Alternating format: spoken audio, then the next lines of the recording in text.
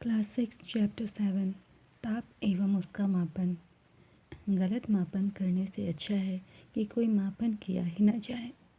अंडामणि। लाम्बोक और उसकी बड़ी बहन फिबान शिलोंग में रहते हैं। एक दिन दोनों भाई बहन विद्यालय से घर आए। उन्होंने देखा कि उनके माता पिता काम पर गए हुए हैं। लाम्बोक ने अपनी बहन से कहा कि उसे ज्वर का आभास हो रहा है। फिबान ने उसका माथा स्पर्श किया तो उसे लगा कि छोटे भाई को ज्वर हो सकता है। इसकी पुष्टि करने के लिए उसने अलमारी से तापमापी यानी थर्मामीटर निकाला। उसने तापमापी का अग्रभाग यानी टिप साबुन और जल से धोया और लाम्बोक का ताप मापा। तापमापी का पाठ्यांक पढ़ने से उसको राहत मिली कि उसके शरीर का ताप सामान्य था। उसने तापमापी का अग्रभाग पुनः धोया, सुखाया और वापस रख दिया। तब उसने लाम्बोक से कहा कि वह विद्यालय की वर्दी बदल कर भोजन कर ले, तत्पश्चात कुछ समय आराम करे। गर्म या ठंडा। हम अपने अनुभव से जानते हैं कि कुछ वस्तुएं दूसरी वस्तुओं की अपेक्षा अधिक गर्म होती हैं। उदाहरणार्थ, ग्रीष्मकाल में किसी नल से लिया गया जल किसी मटके अथवा किसी प्रशीतित्र यानी रेफ्रिजरेटर से लिए गए जल की अपेक्षा अधिक गर्म हो सकता है।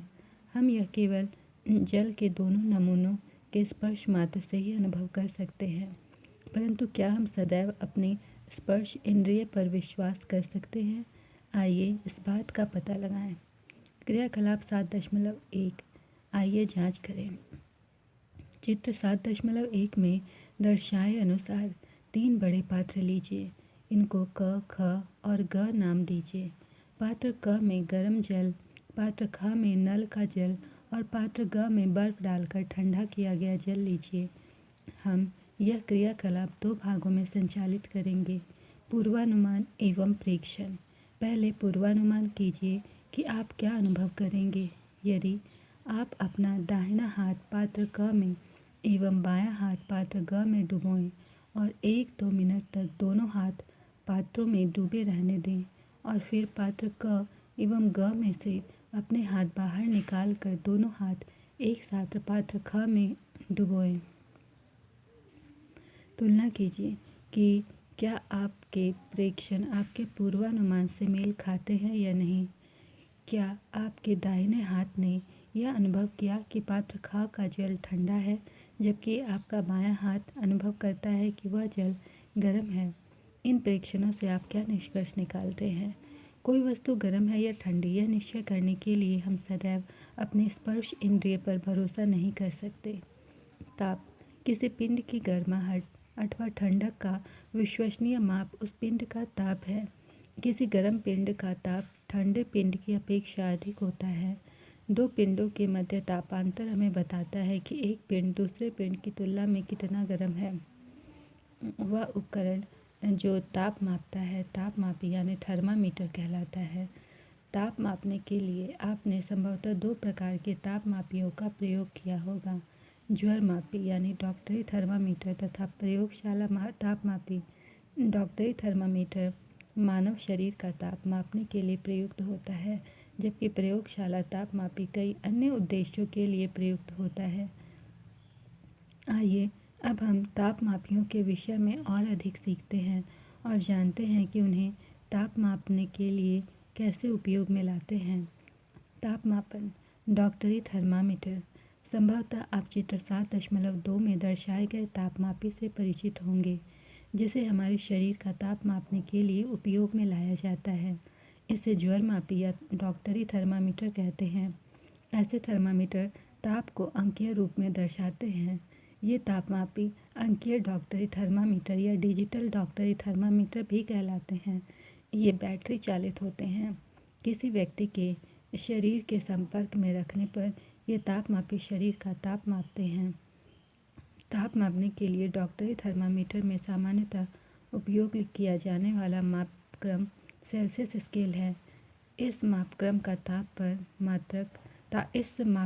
पर ताप का मात्रक डिग्री सेल्सियस है, जिसे डिग्री सी द्वारा दर्शाते हैं।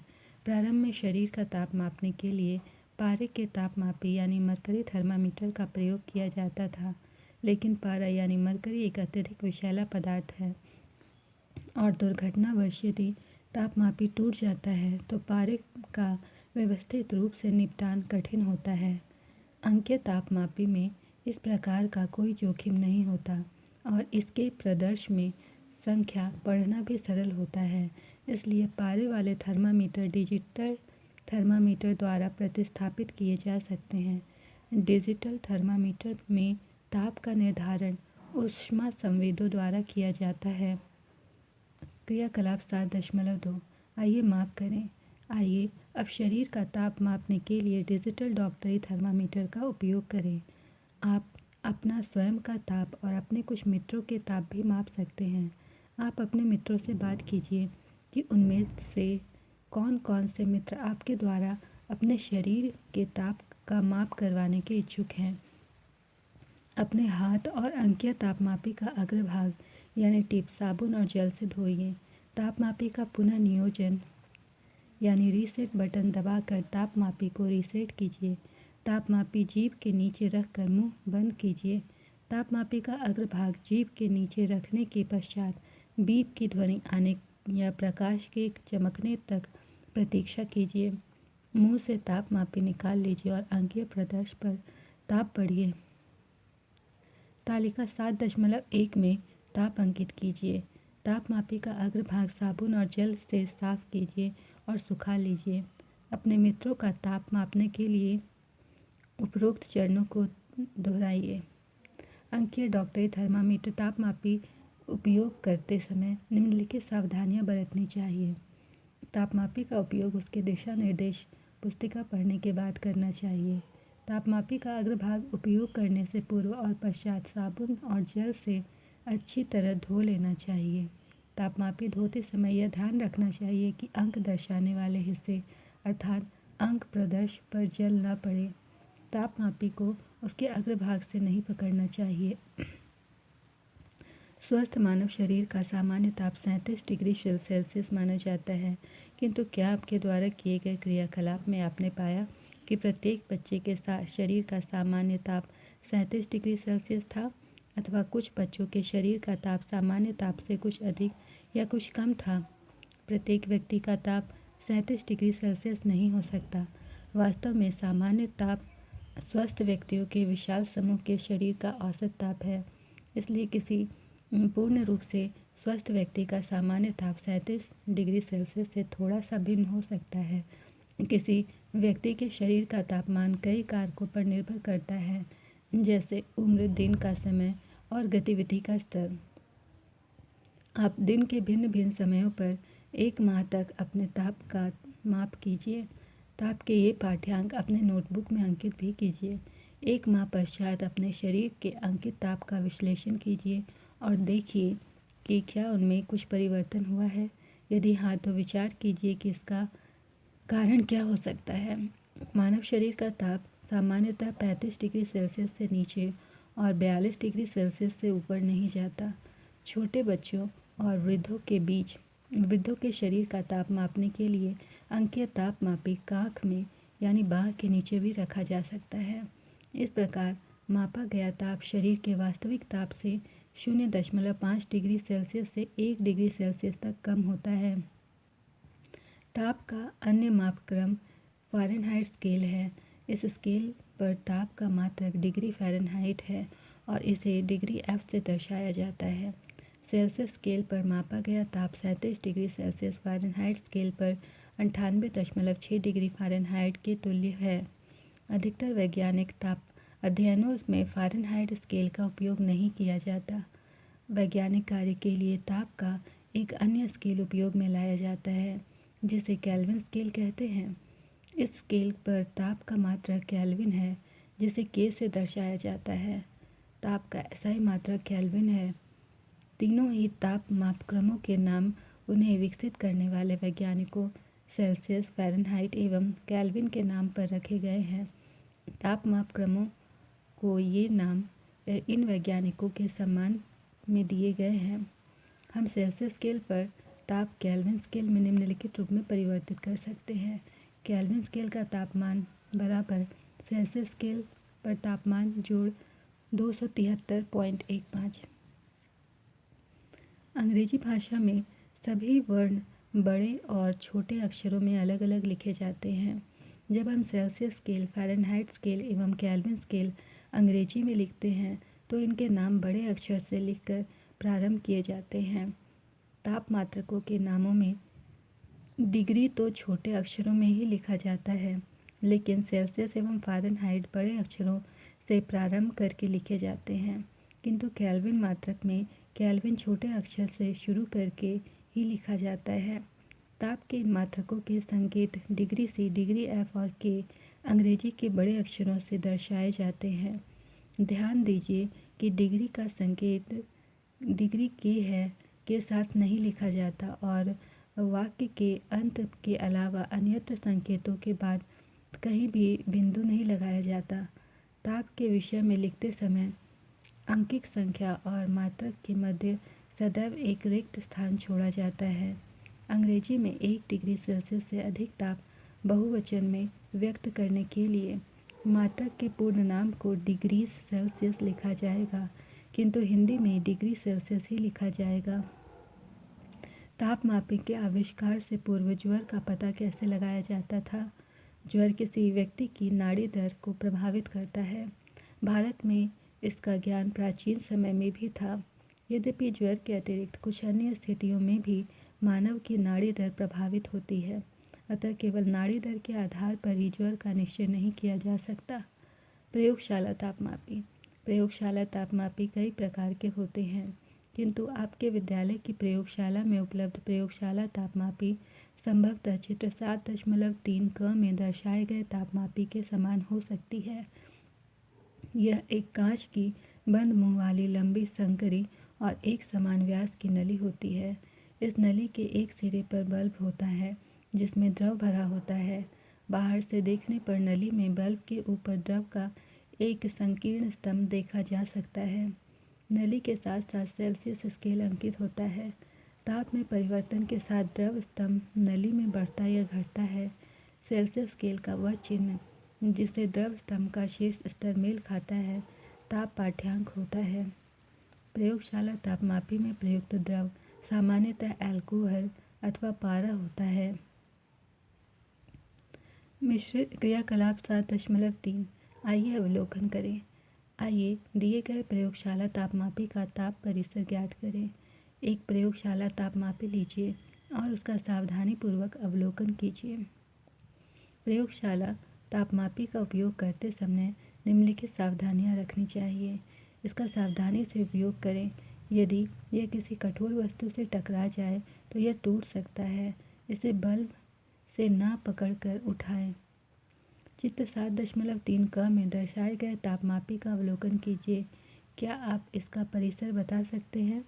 इसका परिसर -10 डिग्री सेल्सियस से 110 डिग्री सेल्सियस है। क्रियाकलाप 7.4। आइए अवलोकन और परिकलन करें। आइए तापमापी द्वारा पढ़े जा सकने वाले अल्पतम ताप का मान ज्ञात करें। पुनः वही प्रयोगशाला तापमापी लीजिए जिसका प्रयोग अपने क्रियाकलाप 7.3 में किया था तथा उसका अवलोकन कीजिए। चित्र 7.3 क में दर्शाए गए तापमापी के एक भाग का निकट से खींचा गया चित्र 7 में दिए गए चित्र 7.3 ख में दर्शाया गया है। क्या अब आप तापमापी द्वारा पढ़ा जा सकने वाला अल्पतम मान बता सकते हैं? चित्र 7.3 ख में दर्शाए गए तापमापी के लिए 0 डिग्री सेल्सियस और 10 डिग्री सेल्सियस अथवा 10 डिग्री सेल्सियस और 20 डिग्री सेल्सियस के मध्य तापांतर 10 डिग्री सेल्सियस है। साथ ही इन दोनों चिन्हों के मध्य 10 भाग हैं, अतः एक छोटे भाग का मान 10 डिग्री सेल्सियस बटा 10 बराबर 1 डिग्री सेल्सियस है। इसका तात्पर्य है कि तापमापी द्वारा पढ़े जा सकने वाला अल्पतम तापमान 1 डिग्री सेल्सियस है। आपके विद्यालय की प्रयोगशाला में ऐसे तापमापी हो सकते हैं जिनका परिसर और सबसे छोटे भाग का मान भिन्न हो।